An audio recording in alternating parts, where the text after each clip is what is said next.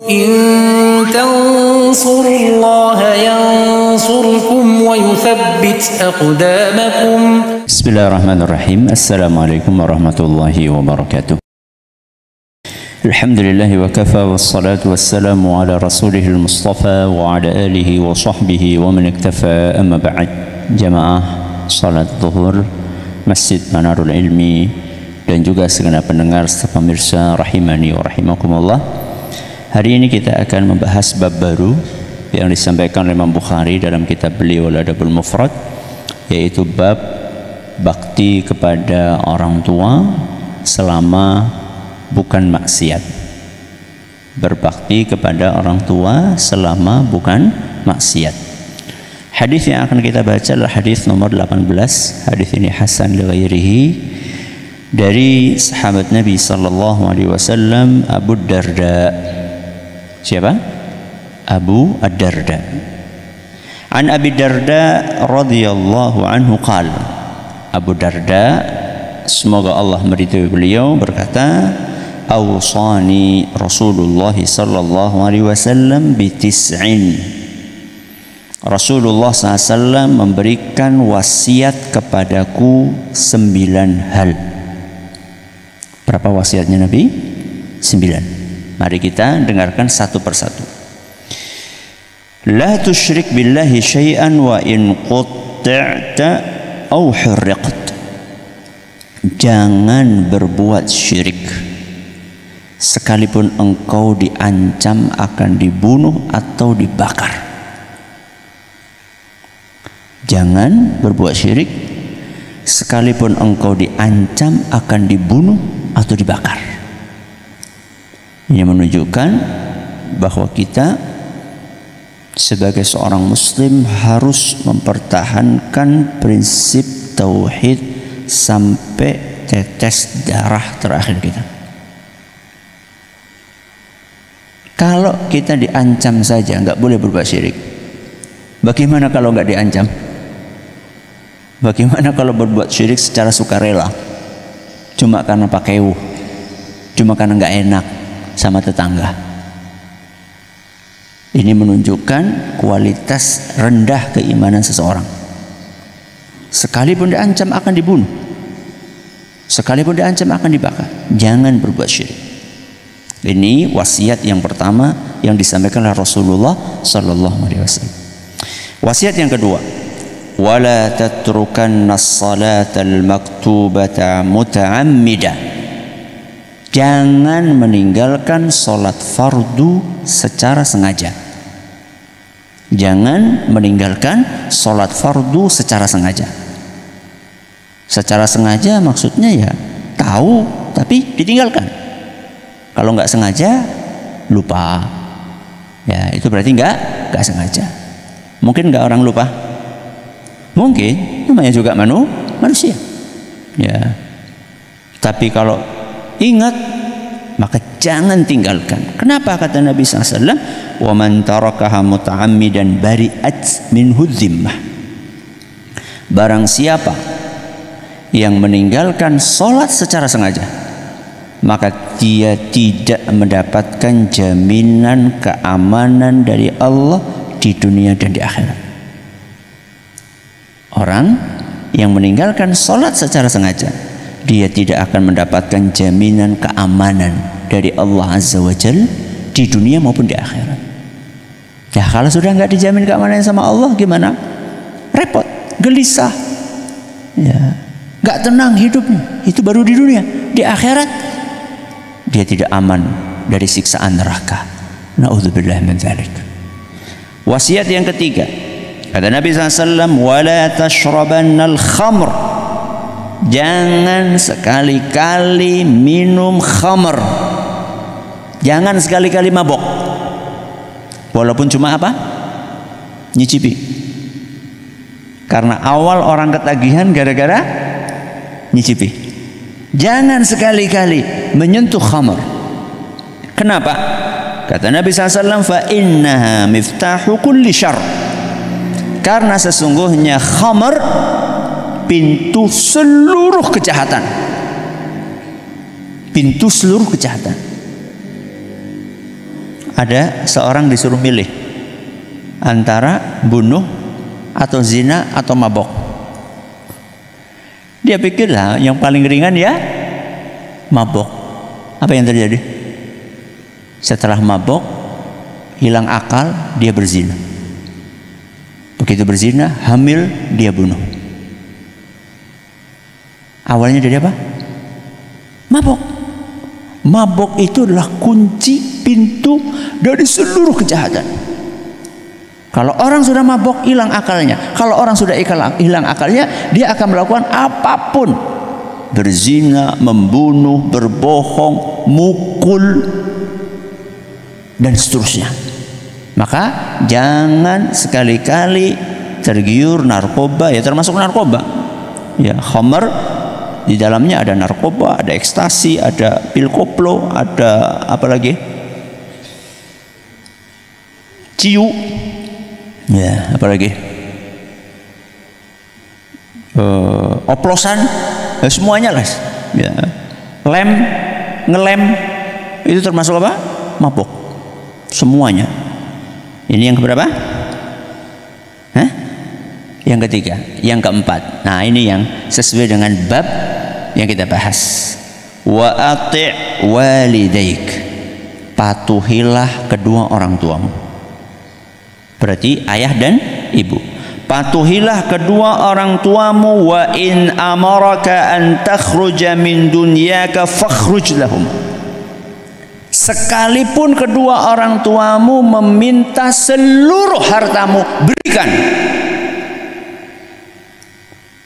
Sekalipun orang tuamu minta seluruh hartamu, berikan. Berat atau tidak? Hah? Berat. Tapi bukan maksiat. Maka disuruh ditaati. Apalagi seandainya orang tua cuma minta sama kita, aku nyileh buat tuku beras, nyileh, kita nggak pinjemi. Luar biasa durhaka anak yang seperti ini. Orang tua minjem sama anaknya, betul-betul anak tak tahu diri. Orang tua minta dikasih. Masa orang minjem nggak dikasih, orang tua minjem nggak dikasih, minjem. Harusnya kita itu nggak usah nunggu orang tua kita minjem.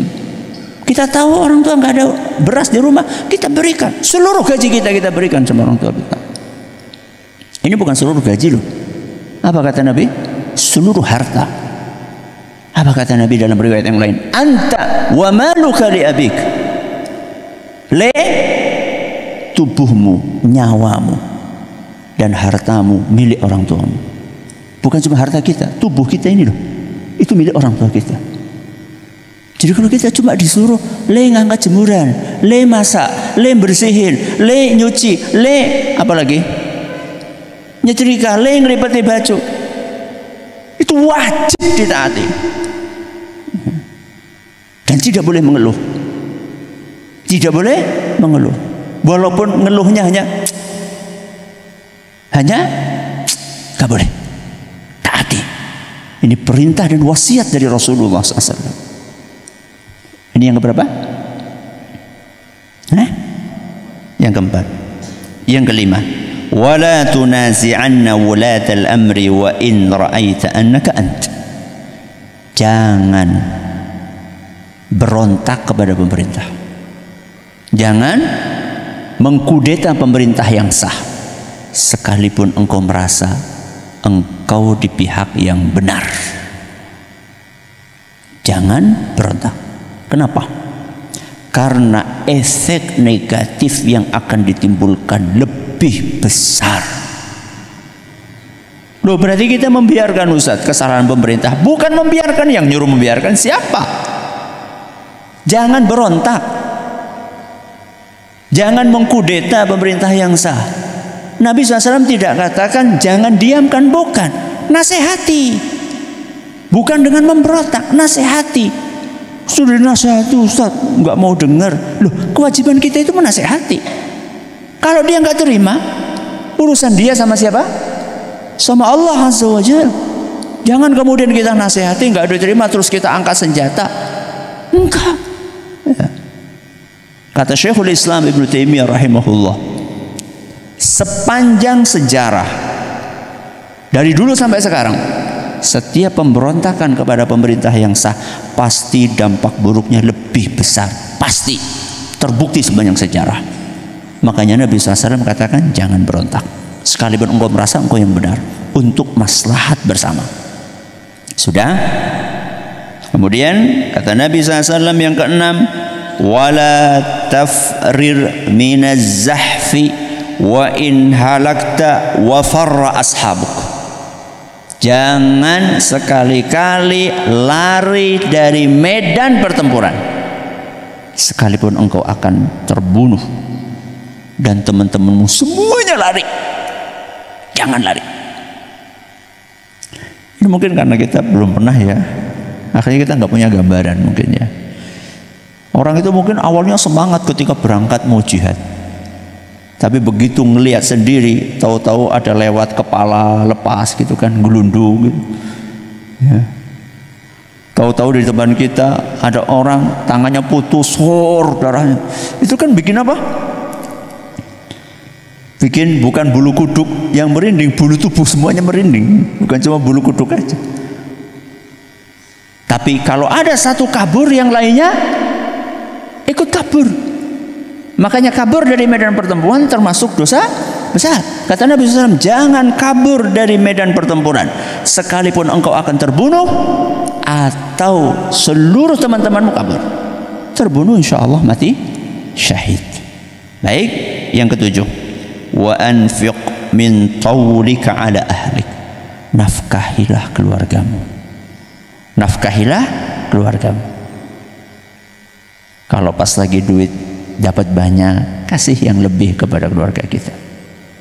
Ya, kalau pas lagi duit dikit, ya kasih sesuai dengan apa yang kita miliki. Jadi jangan kemudian kita sama keluarga pelit banget, sampai istri anak-anak kurus, ramane belum priwe sih. Ya, jangan sampai seperti itu. Jangan sampai anak istri kekurangan gizi, ayahnya kelebihan gizi. Jangan. Kecuali kalau memang ayahnya juga sama-sama kekurangan gizi, itu lain masalah. Ya, tapi kalau misalnya kita punya lebih harta, kasih sama istri kita, sama anak kita. Ya. Ini wasiat yang ketujuh. Yang kedelapan, wala tarfa' asaka an ahlika. Wasiat yang kedelapan kata Nabi SAW, jangan melalaikan pengawasan terhadap keluargamu. Jangan melalaikan pengawasan terhadap keluargamu. Perhatikan, ini disampaikan oleh Nabi di zaman beliau, yang suasana kehidupan saat itu Islami atau tidak? Islami atau tidak? Sangat Islami. Nabi di zaman itu sudah pesan seperti ini, apalagi di zaman ini. Di zaman ini peluang untuk anak istri terjerumus kepada perilaku negatif besar apa kecil? Sangat besar sekali. Berarti pesan dari Nabi SAW ini harus betul-betul kita perhatikan. Jangan lalai memperhatikan pendidikan, pengawasan terhadap keluargamu, anak dan istrimu. Berteman sama siapa? Entah di dunia nyata maupun di dunia maya. Bertemannya sama siapa? Pegang HP, apa yang dibuka? Dicek. Di pondok, sekalipun di pondok, kita punya kewajiban untuk mengawasi. Jangan kemudian setelah dipondokkan terus lah berdoa. Di sana Ustadz satu ngurusi berapa? 20, 40, 30. Ya mungkin saja ada yang kelewat. Kita sebagai orang tua jangan lepas tangan. Begitu sampai ke pondok, telepon kek, ngirim surat kek, tanya sama ustadznya kek, dijenguk kek. Jangan lepas tangan. Mungkin saja anak kita terpengaruh pergaulan buruk di mana? Di pondok. Mungkin saja. Makanya kita sebagai orang tua harus terus memantau anak kita. Istri kita pun juga demikian. Jangan biarkan istri kita bebas pegang HP, tanya lagi ngapain, buka apa. Jangan dibiarkan. Ini pesan dari siapa? Nabi SAW. Yang terakhir kata beliau, wa akhifhum fillah. Senantiasa ajari mereka, keluargamu, untuk takut kepada Allah. Kenapa demikian? Karena kalau kita ngawasi terus, mungkin atau tidak? Tidak mungkin. Maka yang bisa kita lakukan nasihat. Takut sama Allah. Kamu pegang HP, itu Allah ngelihat. Walaupun Abi nggak ngelihat, Umi nggak ngelihat, Ustadz nggak ngelihat, Allah ngelihat. Bilang sama istri, takut sama Allah. Walaupun Abi nggak ada, walaupun suami nggak ada, takut sama Allah. Begitu pula istri juga nasihati kepada ayah. Pak, di kantor ya banyak yang cantik-cantik, tapi takut sama Allah, Pak. Ya. Mungkin ketika di kantor Umi nggak ngelihat, tapi takut sama Allah ya. Seperti itu. Saling menasihati untuk takut kepada Allah. Dan itu nggak cukup sehari dua hari. Itu pekerjaan puluhan bulan, puluhan tahun untuk saling menasihati takut kepada Allah Azza wa Jalla. Dan tentunya itu dimulai dari orang tuanya. Jadi orang tua nasihati anaknya, takut sama Allah ya, hati-hati. Orang tuanya juga harus gitu dong. Bapaknya gitu, ibunya juga gitu. Inilah wasiat yang disampaikan oleh Nabi SAW. Mudah-mudahan bermanfaat. Kita akhir dengan doa kafaratul majlis. Subhanakallahumma bihamdika asyhadu an la ilaha illa anta astaghfiruka wa atubu ilaik. Assalamualaikum warahmatullahi wabarakatuh.